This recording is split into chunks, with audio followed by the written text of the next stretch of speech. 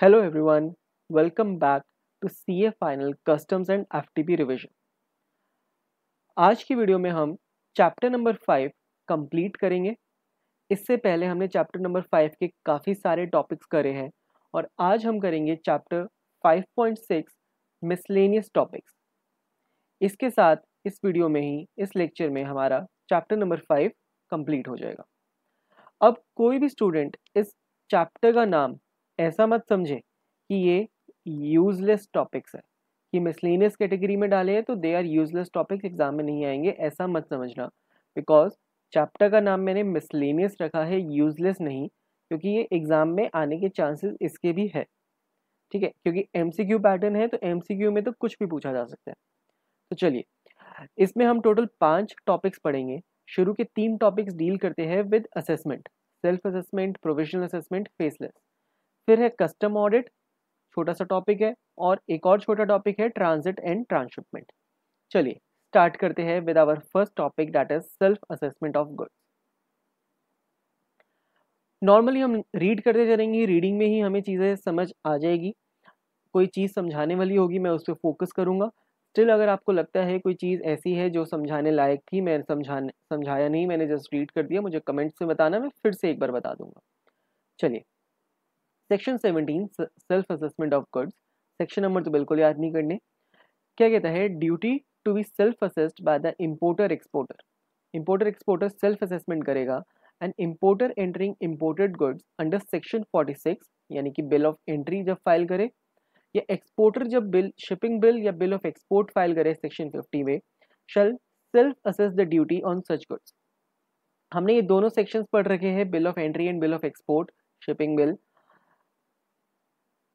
इसमें हमें पता है कि इंपोर्टर रिक्वेस्ट करता है प्रॉपर ऑफिसर को कि उसके गुड्स का असेसमेंट हो जाए और क्लियरेंस कर दे, और उसमें इंपोर्टर एक्सपोर्टर डिटेल्स देता है रिगार्डिंग द गुड्स कंटेनिंग जो भी इंपोर्ट करे एक्सपोर्ट करे। तो इसी पे सेल्फ असेस कर दे, इंपोर्टर खुद ही कैलकुलेट करेगी कितनी ड्यूटी पे करनी है, एक्सपोर्टर खुद कैलकुलेट करे कितनी ड्यूटी बनती है। Verification by proper officer. Proper officer may examine और टेस्ट एनी इंपोर्ट और export goods to verify the details of bill of entry और बिल ऑफ एक्सपोर्ट या shipping bill. Proper officer may require the importer exporter to produce any document और information for this verification. तो वो verify करेगा bill of entry के contents को। For the purpose of this verification, proper officer may require the importer exporter to produce any document और information to verify the assessment. Importer exporter shall produce such document और furnish such information, यानी कि जो भी proper officer मांगे वो importer exporter को देना होगा, जिससे प्रॉपर ऑफिसर वेरीफाई कर पाए कि असेसमेंट किस बेसिस पे हुई है। Some major importers have been given the green channel clearance facility. It means clearance of goods is done without routine examination of goods. Only marks and numbers are checked in such cases. क्या कह रहे हैं कि government ने कुछ importers को एक green channel दे रखा है कि उनके गुड्स की रूटीन एग्जामिनेशन नहीं होगी, प्रॉपर ऑफिसर उनके गुड्स सारे चेक नहीं करेगा, जस्ट जो भी बॉक्सेस है उस पर मार्क्स देख लेगा कि क्या मार्क्स लगे हैं, कितने नंबर ऑफ बॉक्सेस है, इन सबको बस एक ऊपर ऊपर से चेक करेगा। However, if there is specific doubts regarding the description or quantity of the goods, physical examination may be ordered by the senior officers. अगर इन importers को भी ऐसा नहीं है कि ग्रीन चैनल दे दिया तो ये कुछ भी इंपोर्ट करते रहे। अगर कोई भी डाउट्स उठते हैं कि ऐसा लगे कि ये कुछ इलीगल आइटम्स लेके आ रहे हैं, कुछ गलत सामान लेके आ रहे हैं, या जो डिक्लेयर कर रहा है उसके अलावा कुछ और लेके आ रहा है, क्योंकि फ्रॉड तो कोई भी कर सकता है, तो उस केस में भी फिजिकल एग्जामिनेशन हो सकता है अगर सीनियर ऑफिसर्स की परमिशन मिल जाए तो, यानी कि अप्रूवल मिल जाए। Reassessment of duty by proper officer if self assessment not done correctly. अब सेल्फ असेसमेंट है, हर एक इंपोर्टर एक्सपोर्टर को नॉलेज नहीं है, ऑफ कोर्स वो इंपोर्ट एक्सपोर्ट के ब्रोकर्स हायर करते हैं जो भी उनके बिहाफ पे सेल्फ असेस करेंगे, बट स्टिल गलती हो सकती है। तो if it is found on verification that the self assessment is not done correctly, proper officer में reassess the duty on such goods, proper officer खुद असेस करेगा उस पर। Speaking order for reassessment to be passed unless the importer agrees with the reassessment. क्या कहता है ये, इसे देखना। Where the reassessment done is contrary to the self assessment done by the importer exporter. जो importer exporter ने self assessment करी उसमें importer exporter कह रहा है कि मेरी कस्टम ड्यूटी बनती है 1 लाख रुपीस, बट रीअसेसमेंट जो प्रॉपर ऑफिसर ने करी वो कहता है कि 2 लाख रुपए बनती है, मतलब दोनों के बीच में कॉन्ट्राडिक्शन है, कॉन्ट्रेरी है। और importer exporter accept the reassessment in writing, वो मान जाता है, ये एक्सेप्ट कर लेता है राइटिंग में कि 2 लाख रुपए ही बनते हैं, 1 लाख रुपए गलती कर दी थी मैंने। तो रीअसेसमेंट डन जो प्रॉपर ऑफिसर ने करी है वो फाइनल है। तो फाइनल क्या बन गई, 2 लाख की amount. But importer exporter do not accept reassessment, वो कहता है कि प्रॉपर ऑफिसर तो एवं कुछ भी जोड़ी जा रहा है, मेरे तो 1 लाख रुपए ही बनता है। तो proper officer shall pass a speaking order, order बोलेगा, स्पीकिंग ऑर्डर। और स्पीकिंग ऑर्डर मतलब ऐसा नहीं कि हैरी पॉटर की तरह मैजिकल मैगजीन छप के आएगी कि वो उसके अंदर से लोग बोलेंगे। स्पीकिंग ऑर्डर मतलब जो भी चीज़ें है क्लियर होगी, कि जो भी पॉइंट्स है, जो भी है, एक ऑर्डर पढ़ते कोई भी लेमैन या कोई भी पर्सन हो समझ जाए, पूरा डिटेल्ड ऑर्डर होगा। तो स्पीकिंग ऑर्डर देगा रीअसेसमेंट में within 15 days from the date of reassessment of the bill of entry, shipping bill. यानी कि जिस दिन उसने रीअसेसमेंट करी है उसके 15 दिन के अंदर अंदर एक स्पीकिंग ऑर्डर दे देगा। तो ये था अपना सेल्फ असेसमेंट का। इसमें जो मेन चीज़ें आई है वो क्या है, एक तो ये अपना रीअसेसमेंट, अगर एक्सेप्ट करता है नहीं करता, स्पीकिंग ऑर्डर होगा with in 15 days of the reassessment of the bill of entry. खत्म होता है ये टॉपिक। फिर आता है एक important topic, that is provisional assessment of duty, section number 18। अब मैं कहूँगा कि इसका सेक्शन नंबर याद कर लेना, सेक्शन नंबर 18 प्रोविजनल असेसमेंट। ठीक है, ये पहला सेक्शन है जो मैंने कहा है पूरे कस्टम्स एक्ट में, जो याद कर लो। 2 सेक्शंस और मैं कहूँगा जो याद कर लो आप, और याद हो जाए तो बढ़िया है। दैट इज सेक्शन नंबर 46 जो डील करता है बिल ऑफ एंट्री से, सेक्शन नंबर 50 जो डील करता है शिपिंग बिल या बिल ऑफ एक्सपोर्ट। 3 सेक्शंस अभी तक हमने याद करने के लिए कहा है आपको। चलिए अब कहते हैं प्रोविजनल असेसमेंट। ऊपर क्या पढ़ा था हमने, सेल्फ असेसमेंट। और सेल्फ असेसमेंट अगर गलत होती है तो प्रॉपर ऑफिसर कर देता है रीअसेसमेंट। अब है प्रोविजनल बेसिस पे असेसमेंट। कब कब हो सकती है, उसके लिए 4 कंडीशंस है, 4 सर्कमस्टांसेस, 4 सिचुएशंस बने तो प्रोविजनल असेसमेंट हो जाएगी। Where importer exporter is unable to make self assessment and makes a request in writing to proper officer for assessment. Importer exporter जब बिल ऑफ एंट्री या bill of export shipping bill file करता है तब वो self assessment नहीं कर पा रहा, तो वो प्रॉपर ऑफिसर को राइटिंग में रिक्वेस्ट करता है, भाई मुझसे नहीं हो पा रहा, देख लो, जो करना करो। Where proper officer deems it necessary for any imported goods or export goods to chemical or other test, importer exporter को लगता है कि जो भी गुड्स आए हैं उनका नेचर ऐसा है कि उस पर कोई केमिकल टेस्ट हो या कोई भी टेस्ट हो, उसके बाद पता चले कि इस पे रेट कितना लगेगा, क्लासिफिकेशन नहीं पता चल पा रही गुड्स की, तो प्रोविजनल असेसमेंट हो सकती है कि अभी के लिए जो है प्रोविजनल बेसिस पे कर दो, बाद में जब फाइनल होगा देख लेंगे। Where importer exporter has given all necessary documents and information but a proper officer deems it necessary to make further inquiry. Importer exporter ने सेल्फ असेसमेंट कर दी, अब इम्पोर्ट प्रॉपर ऑफिसर ने कोई डॉक्यूमेंट्स मांगे, दे दिए उन्होंने, इंपोर्टर एक्सपोर्टर ने सारे डॉक्यूमेंट्स दे दिए, स्टिल प्रॉपर ऑफिसर को लग रहा है कि कोई फर्दर इंक्वायरी आगे करनी है, तो अभी के लिए प्रोविजनल बेसिस पे कर दो, बाद में देखेंगे जब इंक्वायरी पूरी होगी।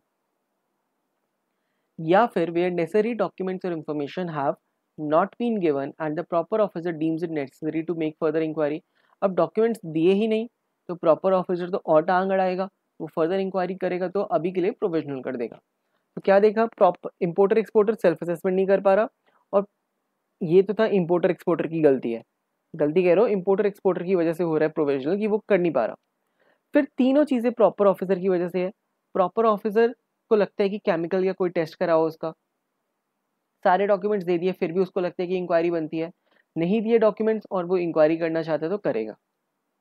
ठीक है, आगे, in any of the above case proper officer में direct that the duty be assessed provisionally if the importer exporter furnishes such security as the PO deems fit for payment of the difference amount if any between the final and provisional assessment।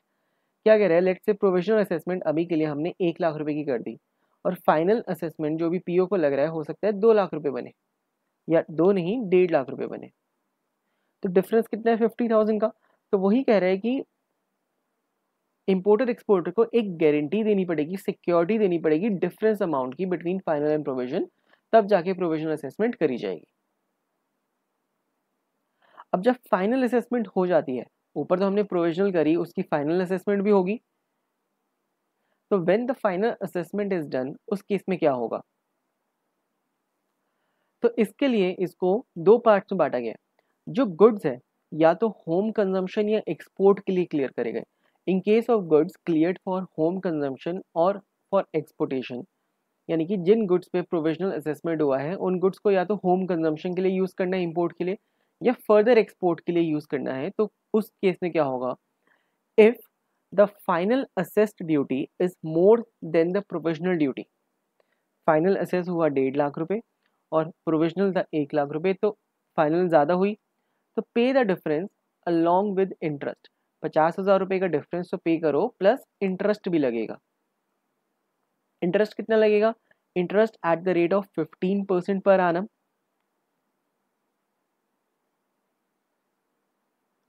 कब से लगना start होगा? From first day of the month, महीने के पहले दिन से, पहली डेट से, in which the provisional assessed in which the duty is provisionally assessed till the date of payment, जब तक पेमेंट नहीं कर देते। कहने का मतलब, अगर लेट से प्रोविजनल असेसमेंट होती है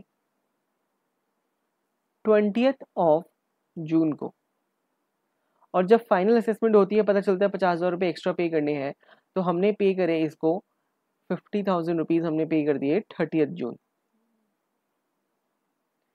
ये 30th जुलाई को, ठीक है, अगले महीने के एंड में। एक्स्ट्रा 50,000 तो पे करेंगे, इंटरेस्ट कब से लगेगा?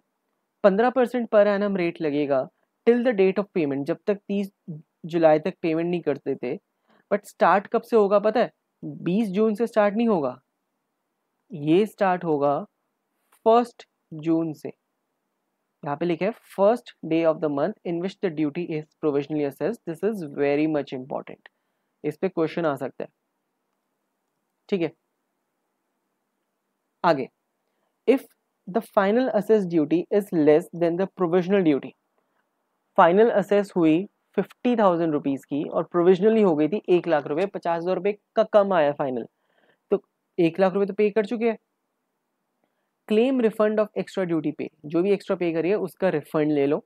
और रिफंड के लिए हमने अलग से एक चैप्टर पढ़ा था जिसमें हमने पढ़ रखी है चीज़ें, चैप्टर नंबर 7 में सेक्शन नंबर 27A, याद है तो अच्छी बात है। बाकी मैंने यहाँ पे लिखा हुआ है, if any refundable amount is not refunded within 3 months from the date of final assessment, interest at the rate 6% per annum is receivable by the importer till the date of refund. अब refund के लिए government ने क्या करा है? Refund के लिए interest देना पड़ेगा गवर्नमेंट को, तो उन्होंने अपने आप को सेफ गार्ड करा है। यहाँ पे तो इंटरेस्ट मिल रहा था, इन्होंने कहा कि शुरू से लेंगे हम इंटरेस्ट। रिफंड के केस में इंटरेस्ट क्या है? लेट से 20th ऑफ जून को ही हमारी फाइनल असेसमेंट होती है, जब पता चला कि 50,000 रुपीज का हमारा बनता है रिफंड अमाउंट। फाइनल पेमेंट, अपनी फाइनल असेसमेंट 50,000 है, प्रोविजनल 1 लाख की, तो 50,000 का रिफंड बना। तो रिफंड का पीरियड क्या है? If any refund amount is not refunded within 3 months from the date of final assessment, 20 जून से लेके, अब मैं डेज में कैलकुलेट नहीं कर रहा बट ऐसे कर लो, 20 जून से 20 जुलाई, 20 अगस्त, 20 सितंबर, 3 महीने आते हैं 20 सितंबर को। If not refunded within 3 months, इस 3 महीने के पीरियड में अगर रिफंड नहीं मिला तो जाके रेट स्टार्ट होगा till the date payment is made. Late से यहाँ पे 20 की जगह 25 सितंबर को इन्होंने रिफंड करा, तो रिफंड की कैलकुलेशन पता है कैसे होगी? From the date of final assessment, interest at the rate 6% is payable till the date of refund. जब तक रिफंड नहीं मिलता तब तक इंटरेस्ट लगेगा, बट इंटरेस्ट स्टार्ट होगा यहाँ पे 20 सितंबर के बाद। ऐसा नहीं है कि 20 जून से 1 जून से पहले ही स्टार्ट कर दो, ऐसा भी नहीं है, 1 सितंबर से भी स्टार्ट नहीं करा, नेक्स्ट डे से स्टार्ट होगा इंटरेस्ट रिफंड की कैलकुलेशन। बाकी चैप्टर नंबर 7 में 27 है, वहाँ पे बहुत अच्छे से समझा रखा है रिफंड का कैसे हम करेंगे। अब आता है in case of warehouse goods, अगर वेयर हाउस गुड्स पे प्रोविजनल असेसमेंट हो जाए, वेयर हाउस गुड्स में हम ड्यूटी तो अपफ्रंट पे नहीं करते, एक हम सिक्योरिटी या बॉन्ड साइन करते हैं, ये भी हमने वेयर हाउस में सीखा हुआ है। If duty finally assessed is in excess of the duty provisionally assessed, अगर फाइनल असेस ड्यूटी 1.5 लाख रुपए आती है और प्रोविजनल 1 लाख रुपए होती है, ज़्यादा आती है फाइनल, तो importer to execute a bond for a sum equal to twice the amount of excess duty, जितनी भी अमाउंट है उसकी डबल उसे एक बॉन्ड साइन करना होगा, एंटर करना होगा, यानी 1 लाख रुपए का बॉन्ड वो साइन करेगा। बाकी जो होता है प्रोविजनल असेसमेंट में, वो हमने देखा वेयर हाउस में पहले से बॉन्ड एक साइन होता ही है। हम कितनी करते हैं, thrice the amount of duty, उतना बॉन्ड हम पहले से साइन करते हैं। ड्यूटी तो यहाँ पे रिफंड होने का सवाल ही नहीं उठता। अगर ये लेस भी होता, अगर इन लेस देन होता तो कोई बात ही नहीं थी, बॉन्ड साइन हो रखा है, बस जितना बॉन्ड पहले साइन हो गया उतना ही चलता रहेगा। बट अगर एक्स्ट्रा आता है तो twice the amount of duty हमें एक बॉन्ड एंटर करना पड़ेगा। ठीक है, तो ये तो था जब फाइनल असेसमेंट हो जाती है। आगे देखती है क्या आता है। फाइनलाइजेशन ऑफ प्रोविजनल असेसमेंट, एक नोटिफिकेशन नंबर 73/2018। कुछ टाइम लिमिट्स के बारे में बात करते हैं, एमसीक्यू के लिए इंपॉर्टेंट है। Let's see. Time limit for submission of documents और information by importer exporter for the purpose of finalisation of provisional assessment. Importer एक्सपोर्टर कितनी देर में डॉक्यूमेंट सबमिट करे। अगर रीजन ऑफ प्रोविजनल असेसमेंट, हमने देखा था टोटल 4 रीजंस है, अगर उसमें से ये 2 रीजंस है कि the necessary documents have not been produced और information has not been furnished, और the PO requires the importer exporter to produce any additional documents और इंफॉर्मेशन। यानी कि लास्ट की 2 कंडीशंस की बातें कर रही है कि डॉक्यूमेंट्स या तो दिए नहीं, या तो दिए हैं और एडिशनल डॉक्यूमेंट्स मांग रहे हैं। Such information or documents would be made available by the importer exporter within 1 month from the date of the order of provisional assessment or the date of the requisition by the proper officer, यानी कि इन dates के 1 महीने के अंदर अंदर ये document provide कर देने चाहिए। Now proper officer, second point आता है, proper officer with in 15 days of order of provisional assessment in writing specify the details of the documents or information to be furnished। यानी कि प्रोविजनल असेसमेंट के 15 दिन के अंदर अंदर इंपोर्टर एक्सपोर्टर को वो बता देगा कि क्या क्या डॉक्यूमेंट्स चाहिए। If document information is not given with in 15 days by importer exporter, this period may for reasons recorded in writing be further extended by a proper officer for 3 months on his own और at the request of the importer exporter। इसको extend भी कर सकता है। अब ये period different है, ऊपर वाला पीरियड डिफरेंट है। ऊपर वाले में सिर्फ 2 केसेस कवर हो रहे हैं कि उसने डॉक्यूमेंट्स मांगे, documents have not been produced, या उसने एडिशनल डॉक्यूमेंट्स मांगे, तो 1 महीने के अंदर अंदर दे दो जब भी वो मांगे। अब यहाँ पे प्रोविजनल असेसमेंट की बातें कर रहा है, चाहे प्रोविजनल असेसमेंट किसी भी वजह से हुई हो, 15 दिन के अंदर अंदर प्रॉपर ऑफिसर डॉक्यूमेंट्स मांगेगा, उसके 15 दिन के अंदर अंदर इंपोर्टर एक्सपोर्टर डॉक्यूमेंट्स दे दे। फर्दर एक्सटेंड हो सकता है 3 महीने तक, खुद भी कर सकते हैं प्रॉपर ऑफिसर अपनी मर्जी से, या अगर इंपोर्टर एक्सपोर्टर मांगे एक्स्ट्रा टाइम तब भी कर सकता है। फिर 15 डेज मिल गए, एक्सटेंड हो गया 3 मंथ्स, फर्दर एक्सटेंड हो सकते हैं 3 मंथ्स का अगर एडिशनल कमिश्नर या जॉइंट कमिश्नर अलाउ कर दे फॉर अनदर 3 मंथ्स, और कमिश्नर ऑफ कस्टम एक्सटेंड कर सकता है एज अ डीम फिट, यानी कि 6 महीने के लिए कर दे, 9 मंथ्स के लिए कर दे, 2 साल के लिए कर दे, ठीक है, जितने मर्जी उसको मन करे कर दे। फिर आता है time limit for finalisation of provisional assessment bye proper officer. Proper officer कितने टाइम में फाइनल कर देगा प्रोविजनल असेसमेंट। Let's see.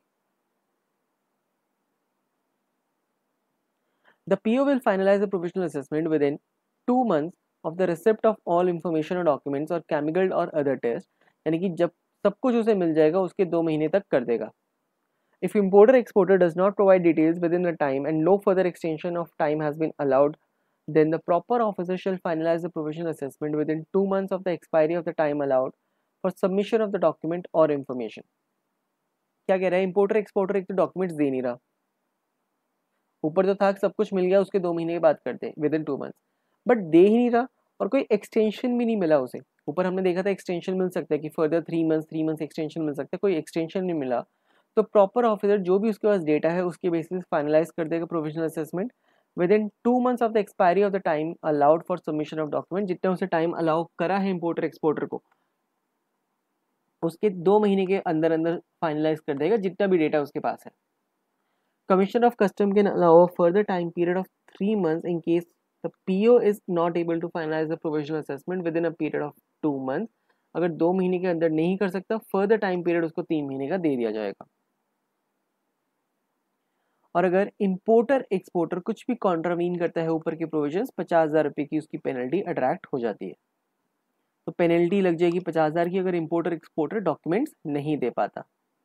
बस इतना सा कंसेप्ट था अपना प्रोविजनल असेसमेंट का। मेन चीज़ इसमें क्या है, प्रोविजनल असेसमेंट क्यों हो सकती है, 4 सर्कमस्टांसेस, फिर कितना रेट ऑफ इंटरेस्ट लगेगा, 15% पर एनम है अपना इंटरेस्ट अगर गवर्नमेंट को देना है, 6% पर एनम अपना रिफंड में। फिर देखना है हमें इंटरेस्ट कब से कैलकुलेट होगा, from the first day of the month in which the provisional assessment is done till the date of payment. Refund के लिए क्या है, after 3 months after from the date of final assessment till the payment is done, till the date of refund. चलिए आगे चलते हैं, अब कुछ क्वेश्चंस देखते हैं ताकि हमारे कंसेप्ट थोड़े से और स्ट्रांग हो जाए। Mr. XYZ has imported some garments from Paris. He is unable to make self-assessment under Section 17(1) of the Customs Act because of the differential rates for different kinds of material and hence has made a request in writing to the proper officer for provisional assessment pending technical testing. Is he eligible to apply for provisional assessment? Discuss. अब देखो self assessment ये कर नहीं पा रहा, इसलिए उसने reason क्या है, डिफरेंशियल रेट्स है डिफरेंट काइंड ऑफ मटेरियल। उसने कपड़ा मंगाया, उसे नहीं पता चल रहा कौन से मटेरियल का ये, इसलिए वो कोई टेक्निकल टेस्टिंग पेंडिंग है। तो क्या ये प्रोविजनल असेसमेंट कर सकता है? Yes, Mr. XYZ can apply for provisional assessment if he is unable to make self-assessment and request in writing to proper officer for the assessment. इसके लिए हमने circumstances जो देखी थी उसमें ये पार्ट नंबर 1 है, that he is unable to make self-assessment। अब unable to make self-assessment का मतलब ये नहीं है कि इंपोर्टर एक्सपोर्टर की मर्जी नहीं है प्रोफेशनल सेल्फ असेसमेंट करने की, तो वो कह रहा है कि प्रॉपर ऑफिसर तू ही करके दे दे। यही चीज़ यहाँ पे बताई गई है कि while unable is not willingness, ये मर्जी की बात नहीं है, बट डेफिशिएंसी ऑफ इंफॉर्मेशन नहीं है। जो चीज़ चाहिए सेल्फ असेसमेंट के लिए वो चीज़ है नहीं, इसलिए सेल्फ असेसमेंट नहीं कर पा रहे। ऐसा नहीं कि मर्जी नहीं है, मन नहीं है इसलिए नहीं कर रहे, तुम देख लो। तो it is not about willingness, it is about deficiency of information to assess the duty. In this case, Mr. XYZ satisfies the criteria because he lacks the information required to classify the goods because of pending technical testing. Next question देखते हैं। Now this is an important and interesting question. Let's see. ये illustration है ICAI के study mat का। Morris Lal has imported goods from Germany and is finally reassessed under Section 18(2) of the Customs Act 1962 for 2 such consignments. Particulars are as follows. Date of provisional assessment कब हुई है? 12th of December. Final assessment हुई है 2nd February. Duty demand from first consignment. पहली consignment से 1,80,000 रुपये की duty मांगी गई है। Refund for the second consignment, second consignment में रिफंड बनता है 4,20,000 का। Date of refund made by the department, 28 अप्रैल 2024 को रिफंड कर दिया डिपार्टमेंट ने। Date of payment of duty demanded, जो 1,80,000 रुपये की पेमेंट करनी थी क्योंकि डिमांड है, 5 फरवरी 2024 को करी गई है।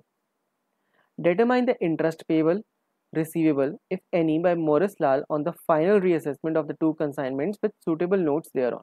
क्या इंटरेस्ट जितना पे करना है डिमांड पे या रिसीव करना है रिफंड पे, वो चीज़ें हमें कैलकुलेट करनी है। सबसे पहले हम रिफंड की बात करते हैं। हमने रिफंड पढ़ा था, it should be with in 3 months of final assessment पे हो जाना चाहिए। नहीं होता तो 6% पर एनम के हिसाब से इंटरेस्ट पे करना पड़ेगा डिपार्टमेंट को, यानी कि गवर्नमेंट को।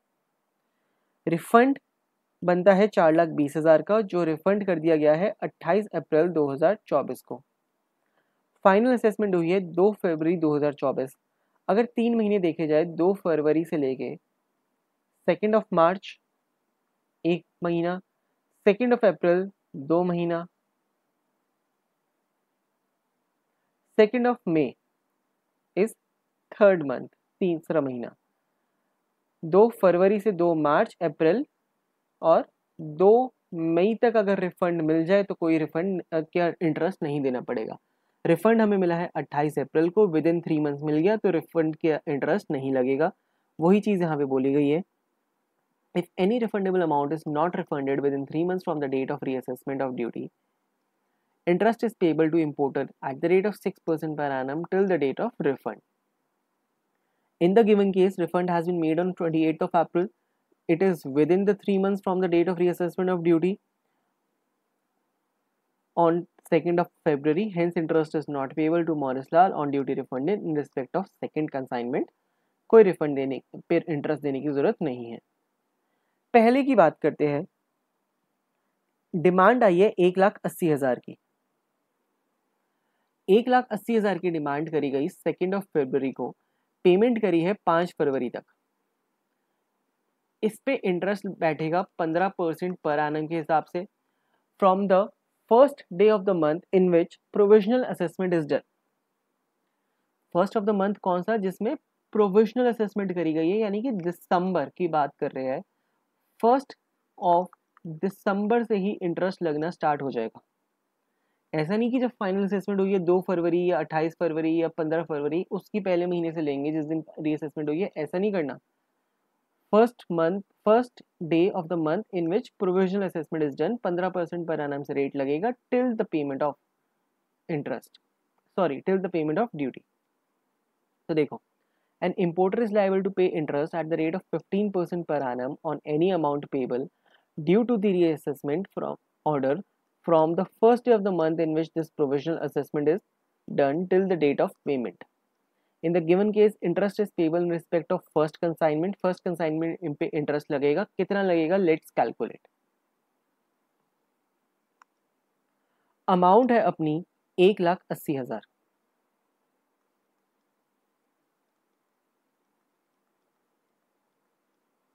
ठीक है,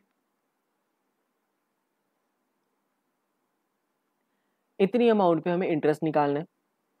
इंटरेस्ट का रेट भी हमें पता है 15% इज पर एनम, और हमें कैलकुलेशन करनी है डेज वाइज, कितने दिन का इंटरेस्ट लगेगा। लेट्स सी,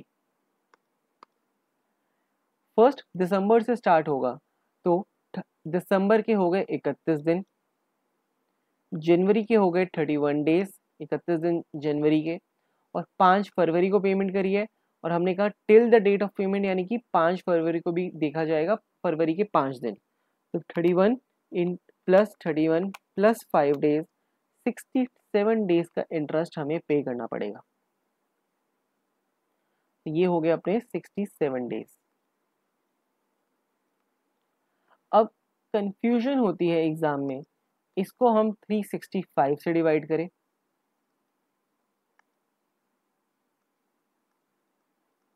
या फिर 360 से करें। देखो, अगर कुछ नहीं लिखा तो मैं सजेस्ट करूंगा कि दोनों से करो, ठीक है, ताकि इजी रहे। बाकी अगर एग्जाम में लिखा है कि consider 365 days in a year, 360 days in a year, तो उस हिसाब से ले लेना। अगर कुछ नहीं लिखा तो दोनों से कर देना।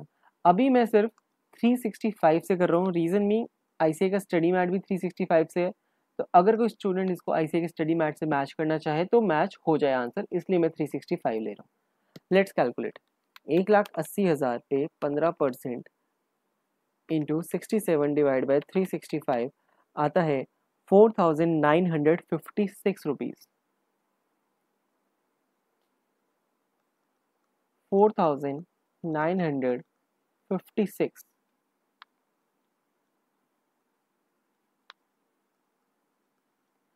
इतने अमाउंट की इंटरेस्ट पे करना होगा अलॉन्ग विद 1,80,000।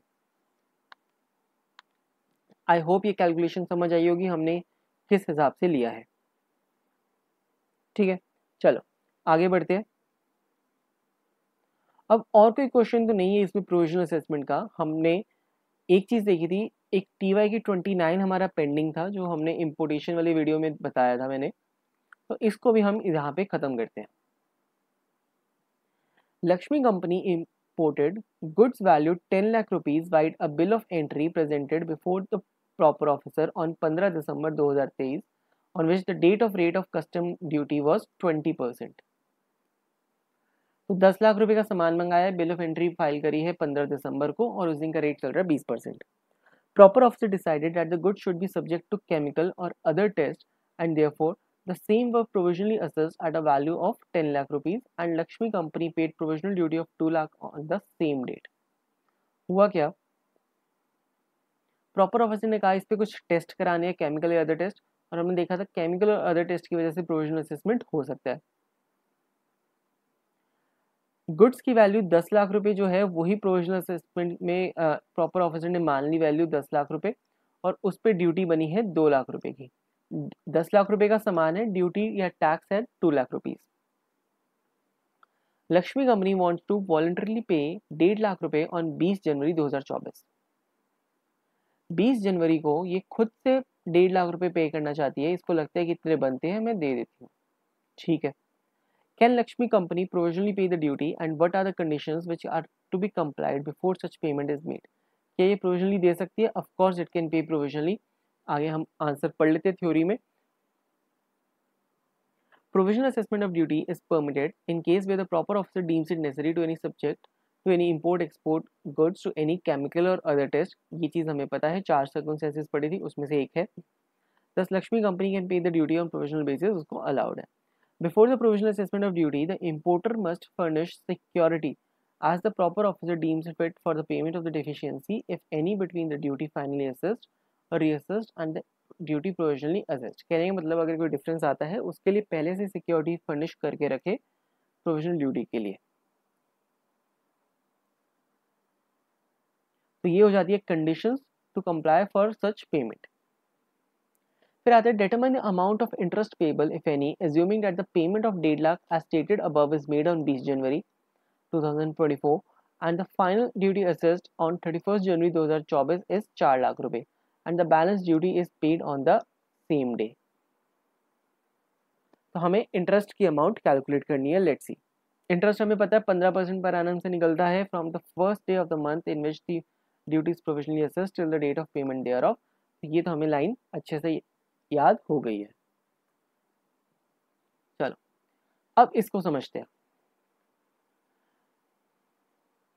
4 लाख रुपए की ड्यूटी फाइनल हुई है, उसमें से 1.5 लाख रुपए हम 20 जनवरी 2024 को पे कर चुके हैं. हमें और कितना पे करना है? 4 लाख माइनस 1,50,000, 2.5 लाख रुपए और एक्स्ट्रा पे करने हैं. तो इंटरेस्ट कैसे निकलेगा? इंटरेस्ट यहाँ पे हम दो तरीके से निकालेंगे. एक तो निकालेंगे 1.5 लाख रुपए पे और एक निकालेंगे 2.5 लाख रुपए पे. मल्टीप्लाइड बाय 15% पर एनम का रेट है.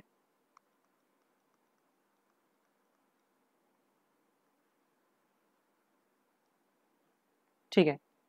अब आता है डेज कितने लेने हैं. डिवाइड बाय वही 365 हो गया. नंबर ऑफ डेज कितने ले वो एक इसमें कैलकुलेशन है. अब ड्यूटी हमारी प्रोविजनल असेस कब हुई है? देखो क्वेश्चन पढ़ते हैं.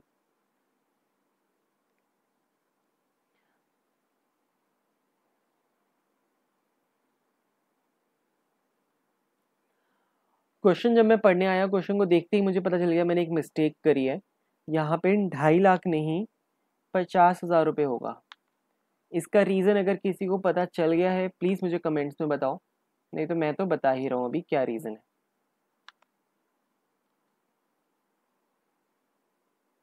देखो क्वेश्चन है, एक बार ध्यान से फिर से पढ़ते हैं तो रीज़न हमें समझ आएगा. यहाँ पे लिखा है proper officer decided that the goods should be subject to chemical or other tests and therefore the same were provisionally assessed at a value of 10 lakh rupees. जो वैल्यू इंपोर्टर एक्सपोर्टर ने बताई बिल ऑफ एंट्री में वही importer proper officer अभी के लिए मान रहा है. And Lakshmi company paid provisional duty of 2 lakh rupees on the same date. 10 lakh रुपए की वैल्यू है, 20% उस पर प्रोविजनल रेट है, तो 10 लाख का 20% 2 लाख रुपए की प्रोविजनल ड्यूटी बनती है. उसने पे कर दिया, 2 लाख रुपए पे कर दिए उसी दिन. उसी दिन मतलब 15 दिसंबर 2023 की बात हो रही है. अगर हम इंटरेस्ट भी निकाले तो इंटरेस्ट हम कैलकुलेट करेंगे 1 दिसंबर 2023 से। चलो आगे बढ़ते हैं। लक्ष्मी कंपनी, ये लाइन इसमें बहुत काम की है।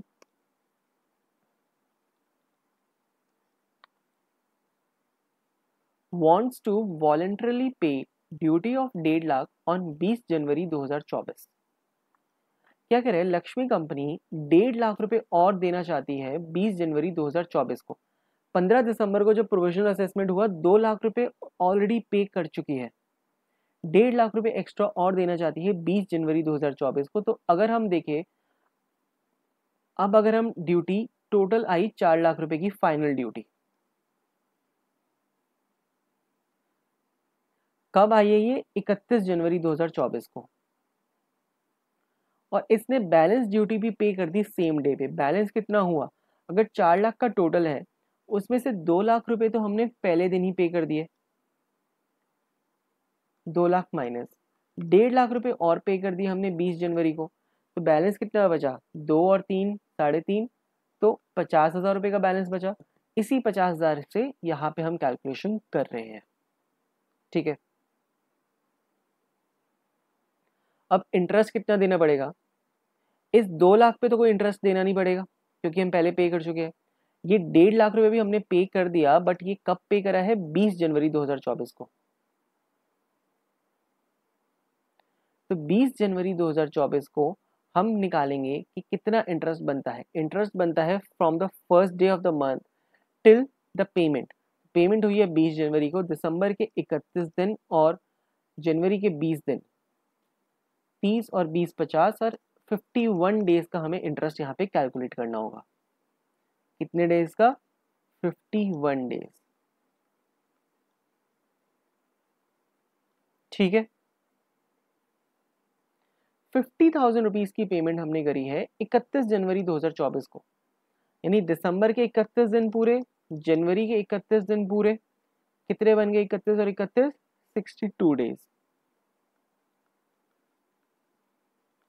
इसको अगर हम सॉल्व कर दे तो हमारा आंसर आ जाएगा 1.5 लाख पे 15% इंटू में 51 डिवाइड बाई 365 आता है ये 3143.8। तो इसको अपर राउंड ऑफ कर देंगे 3144 आ जाएगा। ये आता है 3143.8, तो अपर राउंड ऑफ आ गया 3144। और इसको अगर हम सॉल्व करें तो आता है 50,000 मल्टीप्लाइड बाय 15% इंटू में 62 डिवाइड बाय 365, 1273.9, तो 1274। टोटल इंटरेस्ट हो गया 1274 plus 3144, that is 4418 is our total interest. ठीक है, अब एक डाउट आ सकता है किसी स्टूडेंट को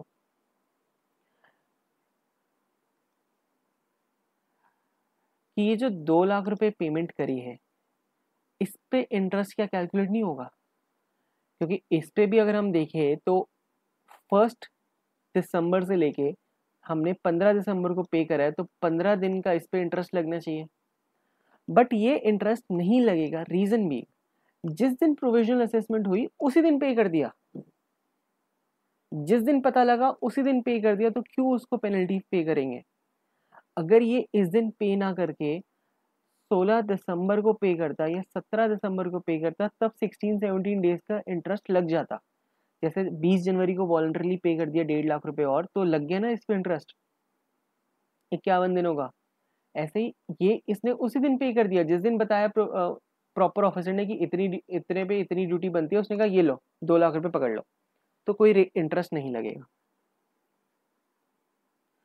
तो विद दिस क्वेश्चन हमारा प्रोविजनल असेसमेंट भी खत्म होता है। तो हमारी self assessment and provisional assessment खत्म हो गया। अब हमारा बचा है एक faceless assessment, custom audit and transit and transhipment. इन तीनों टॉपिक्स में मैं 3 डिफरेंट वीडियोस बनाऊंगा ताकि हम सिर्फ स्पेसिफिकली इन्हीं पॉइंट्स पे फोकस कर सके। ये 2 टॉपिक्स सिमिलर थे, इसको इस वीडियो में कवर कर लिया। चलिए मिलते हैं नेक्स्ट वीडियो में। Thank you very much.